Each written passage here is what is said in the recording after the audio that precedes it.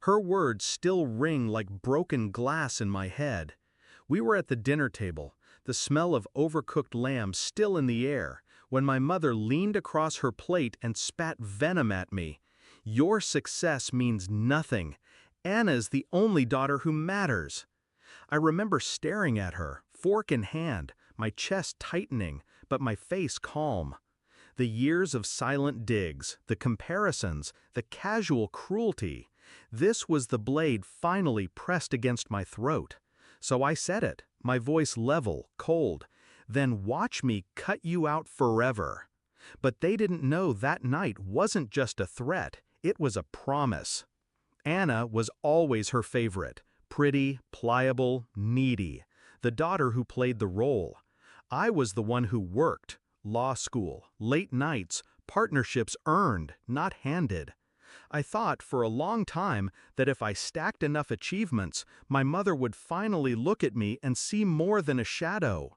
But favoritism is a sickness. It rots everything.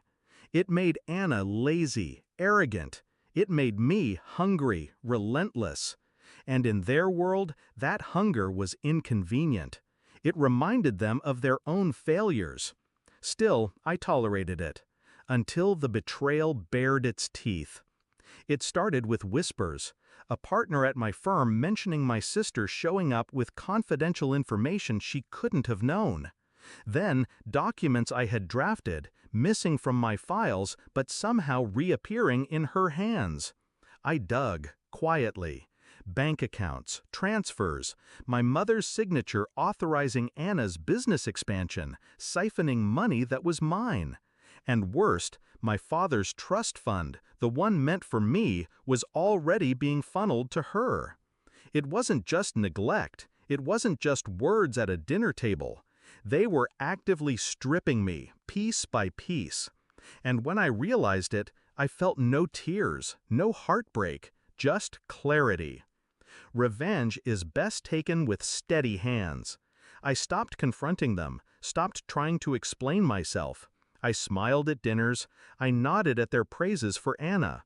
And in the background, I built my case. I copied every transfer, every contract, every email. I called in favors from auditors who owed me. I tracked every whisper Anna shared, every time she claimed my victories as hers. Piece by piece, I turned their betrayal into evidence. Not evidence for court, no. I didn't want them jailed. I wanted them ruined in the only currency they worshipped, reputation and money. First, I pulled Anna's threads. The fake investors she courted, they were mine. The deal she thought was her golden ticket, a shell company I created. She signed, smiled, boasted, and walked straight into debt she couldn't escape.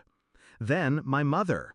I let her brag at luncheons about Anna's brilliance, let her preen while I stayed silent.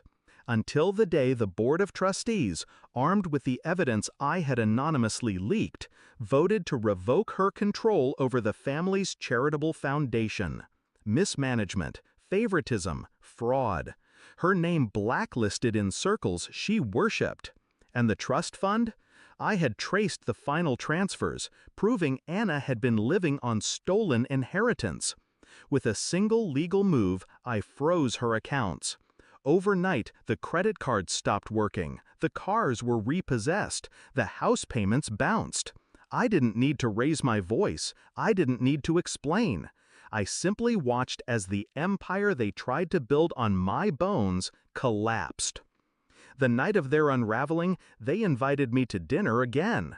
The table was quieter this time. No smug smiles, no superiority. Anna's hands shook as she lifted her glass. My mother's eyes darted, searching for a lifeline that wasn't there. Finally, she broke the silence. "What did you do?" I leaned forward, voice calm, steady. "I let you taste what you fed me all these years. Neglect, powerlessness, irrelevance." Anna whispered, "You ruined me." I smiled. "No, you ruined yourself. I just handed you the mirror." And I watched them crumble. The two women who spent decades convincing me I was nothing, reduced to begging for crumbs at a table they once ruled. I didn't stay long. I pushed back my chair, left half my meal untouched, and walked out. For the first time, I felt the air on my skin without the weight of their shadows. People think revenge is fire, wild and destructive. They're wrong. Revenge is ice, controlled, measured, unyielding. It doesn't flare, it freezes. It makes them sit in silence, staring at the ruin of their own making, while you walk away untouched. That night, I cut them out forever, and I've never felt freer.